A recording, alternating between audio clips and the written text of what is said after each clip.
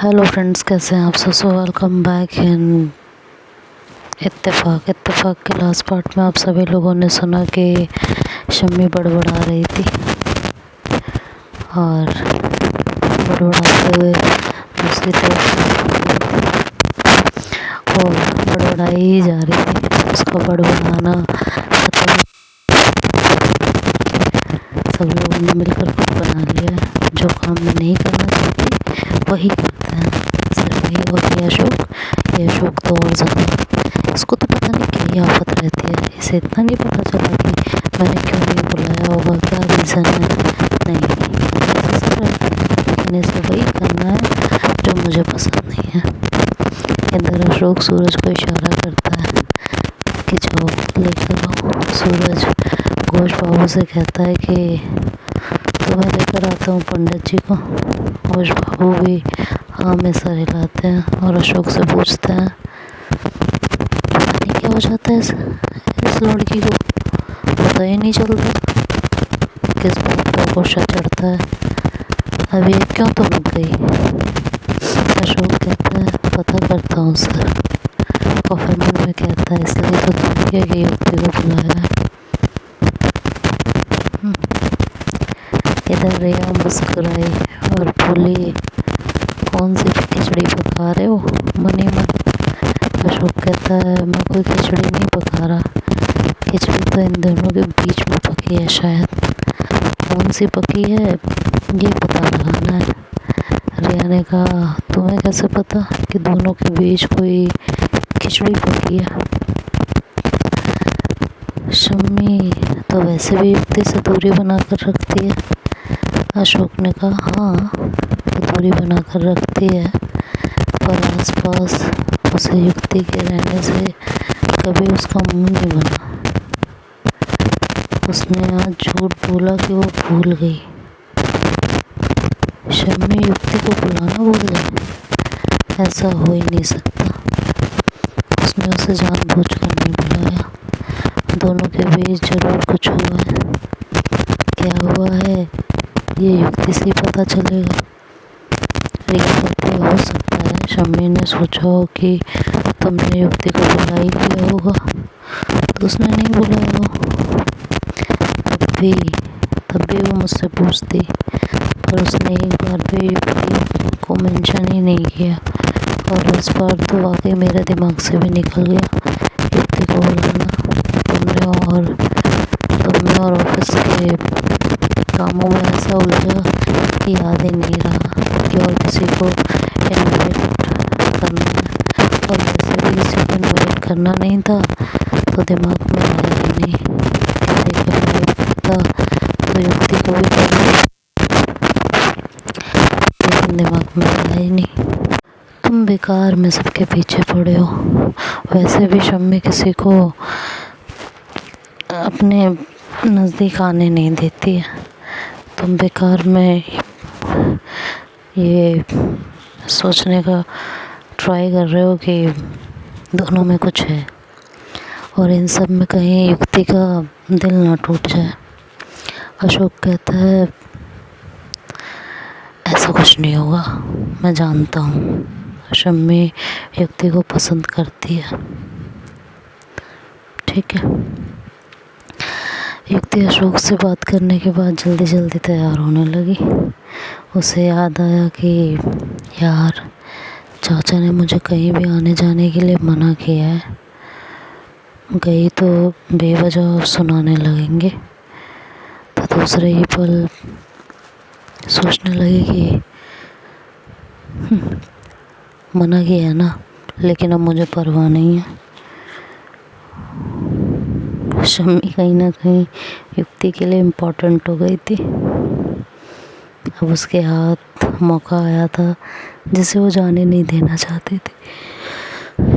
तो सोचने लगी कि जाते हुए बोल दूँगी कि कहीं काम से जा रही हूँ। बताकर या पूछकर जाने का भी क्या फ़ायदा है। चीज़ें वैसे भी बातों को चाची वैसे भी बातों को अपने हिसाब से तोड़ मरोड़ कर चाचा जी को बताएंगी। और वैसे भी ऐसा करके मैं ये जता देना चाहती हूँ कि अब मुझ पर चाचा चाची की दोस्त का कोई फ़र्क नहीं पड़ने वाला। सीधे सीधे शब्दों में ये मैसेज देना चाहती हूँ कि अब मैं किसी की नहीं सुनने वाली, किसी की भी नहीं। तभी युक्ति का फ़ोन रिंग हुआ। देखा तो सूरज का फ़ोन था। हेलो दीदी, मैं 10 मिनट में पहुंच रहा हूँ, आप लेट मत करना। मैं तैयार हूँ सूरज, तुम्हें इंतज़ार नहीं करना पड़ेगा, बस हॉर्न दे देना, मैं रूट पर आ जाऊँगी। जी ठीक है। 10 मिनट बाद गाड़ी का हॉर्न सुनाई दिया। युक्ति अपना हैंड बैग और एक पॉली बैग लेकर दरवाजे तक आई। फिर कुछ दिमाग में आया तो वापस मुड़ी और पॉली बैग अपनी अलमारी में वापस रख दिया। सोचने लगी कि यार इसे क्यों लेकर जा रही हूँ, इसे लेकर नहीं जाती हूँ, इसी बहाने उससे दोबारा मिलने का मौका मिलेगा। ट्रैक सूट देने के बहाने कि फिर मिल लूँगी, और वैसे भी ऑफिस में ये देते हुए अच्छा नहीं लगेगा, इसी बहाने लौटाने जाऊँगी तो दोबारा मुलाकात हो जाएगी। और फिर अपना सूट भी तो लेना था। और फिर वो घर से बाहर निकली और अपने चाचा चाची को बोला कि पूजा में जा रही हूँ, दोपहर बाद आऊँगी। दोपहर का उसने जानबूझकर कहा था कि जाने वहाँ कितना टाइम लग जाए, और अगर जल्दी आ भी गई तो साची के पास जाऊँगी, गप्पे मारूँगी। घर आकर तो वैसे भी चाची के बर्तन ही धोने हैं। युक्ति ने बाहर आकर गाड़ी का पिछला दरवाज़ा खोला और बैठ गई। पीछे से चाची उसे ब्लैक कलर की ऑडी को गली से बाहर निकलते देखती रही, जिसे वो 2-3 दिन पहले भी देख चुकी थी। उनके चेहरे पर गुस्सा, जलन, उत्कंठा के मिले जुले भाव थे। गाड़ी की पिछली सीट पर युक्ति पंडित जी को नमस्ते कर चुपचाप बैठ गई। सारे रास्ते सोचती रही कि अशोक सर ने फ़ोन करके ऐन वक्त पर मुझे बुलाया, पर शम्मी ने नहीं। क्यों नहीं बुलाया उसने? उस दिन के बाद से अजीब सी चुप्पी हम दोनों के बीच। हम दोनों के बीच इतना कुछ हो जाने के बाद भी वो चुप है यार। आखिर क्यों चुप है? ऐसा भी क्या हो गया है कि वो इतनी चुप है? समझ नहीं आ रहा है कि मैं क्या करूं। शम्मी के दिल में कुछ है भी मेरे लिए? शायद नहीं है, लेकिन अगर नहीं होता युक्ति तो उस रात को वो सब क्यों होता हमारे बीच? वो सब यूं ही तो नहीं हो गया ना। सोचते सोचते ये लोग अपने डेस्टिनेशन पे पहुँचे। युक्ति सूरज पंडित जी के साथ ऑफिस के अंदर पहुंची। घोष बाबू तो फ़ोन पर व्यस्त थे। रिया, अशोक और शम्मी तीनों सोफे पर बैठे थे और बातें कर रहे थे। पंडित जी ने आते ही आसन जमा लिया था और अपनी तैयारियां शुरू कर दी थी। युक्ति सोफे की तरफ बढ़ी, तब तक शम्मी वहाँ से खड़ी हो पंडित जी की तरफ चलती थी। युक्ति शम्मी को देख रही थी, पर शम्मी ने उसे देखकर अनदेखा कर दिया था। फिर भी युक्ति ने मुस्कुराकर शम्मी को बोला, हेलो। शम्मी ने एक पल के लिए उसे देखा और रुखाई से हेलो बोलकर चलती हुई आगे निकल गई। युक्ति को उसकी रुखाई और टोन अंदर तक चुभी थी।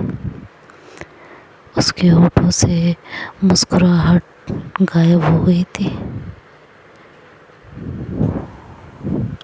वो टटकी सी खड़ी रह गई। पीछे से रिया की आवाज़ सुनो पलटी, युक्ति अब वहीं खड़ी रहोगी क्या? युक्ति रिया उसे ही बुला रही थी।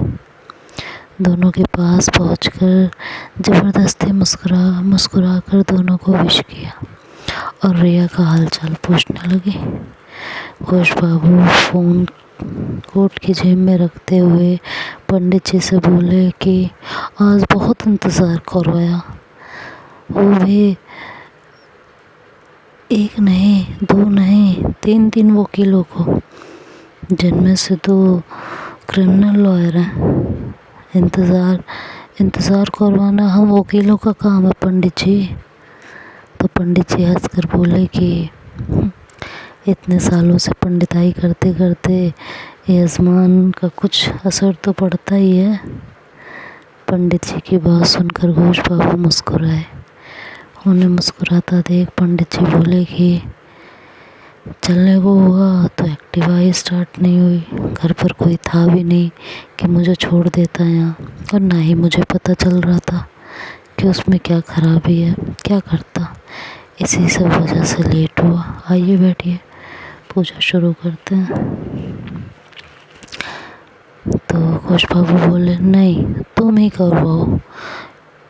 ये सॉरी, मैं नहीं, शम्मी बैठेगी पूजा में। शम्मी थोड़ी हैरान हुई और बोली क्यों, आप ही बैठिए। नहीं, तुम ही करवाओ, ये ऑफिस भी अब तुम्हारा ही है और तुम्हें ही संभालना भी है, तो तुम ही बैठो पूजा में। पंडित जी ने कहा ये बैठिए, और बाकी सब भी आकर बैठ जाएं। शम्मी बैठी और पंडित जी ने पूजा के सारे विधि विधान शुरू किए। अशोक, युक्ति, सूरज, कमल, रोहित भी आकर बैठ गए। रिया वहीं सोफे पर बैठी रही।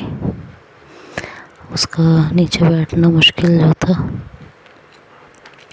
शम्मी का ध्यान पूजा की तरफ था और युक्ति का शम्मी की तरफ, और अशोक का उन दोनों की तरफ। शम्मी का रूडली बिहेवियर युक्ति को परेशान किया था। अब युक्ति को महसूस होने लगा था कि यार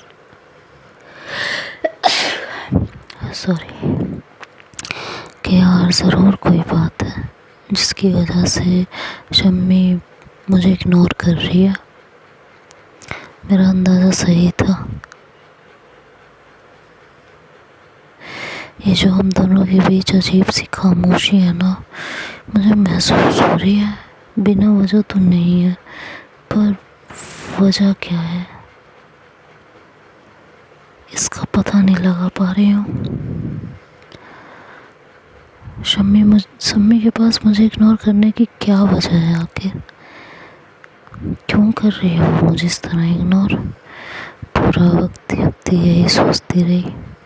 पूजा खत्म हुई तो एक बार दोनों की नज़रें मिली। हवन कुंड से उठती लपटों के बीच युक्ति को शम्मी की आंखों में भी चिंगारियां नजर आ रही थी। एक ज्वालामुखी जो आग की लपटों से उसकी आंखों में भी साफ साफ दिख रही थी। तो आगे क्या होगा ये नेक्स्ट पार्ट में सुनेंगे। तब तक के लिए बाय बाय।